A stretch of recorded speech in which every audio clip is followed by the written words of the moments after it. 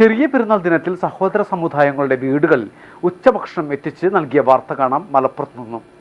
ജമാഅത്തെ ഇസ്ലാമി ഹിന്ദ് തിരൂർ കോട്ട യൂണിറ്റും അത്താണി ഭവൻ ആലഞ്ചൂടും സംയുക്തമായാണ് 410 വീടുകളിലായി 2100 ആളുകൾക്ക് ബക്കറ്റ് ബിരിയാണി നൽകിയത്. Sacred Heart School, Kottakkal, a center of excellence where we teach, model and encourage a love of learning, collaboration and compassion for others. ഇത്തവണയും ജമാഅത്തെ ഇസ്ലാമി ഹിന്ദ് കോട്ട യൂണിറ്റും അത്താണി ഭവൻ ആലഞ്ചൂടും പതിവ് തെറ്റിച്ചില്ല. തിരൂർ മുനിസിപ്പാലിറ്റിയിലെ പയ്യനങ്ങാടി കോട്ടിച്ചമ്പ്ര ഇല്ലത്തപ്പാടം കുറുക്കൻകുന്ന് മൈലാടിക്കുന്ന് മുത്തൂർ കോരങ്ങത്ത് പ്രദേശങ്ങളിലെ സഹോദര സമുദായങ്ങളുടെ വീടുകളാണ് ചെറിയ പെരുന്നാൾ ദിനത്തിൽ ഉച്ചഭക്ഷണം എത്തിച്ചു നൽകിയത്.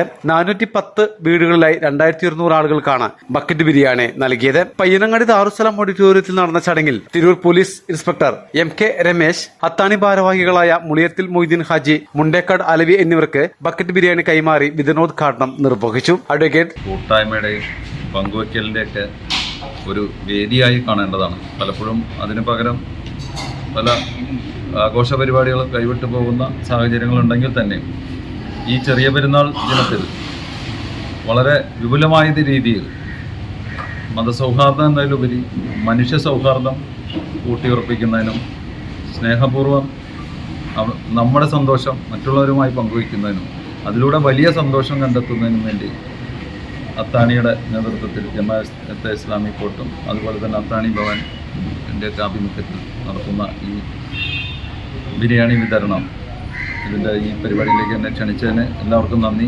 സഹീർ കോട്ട് ഈദ് സന്ദേശം കൈമാറി.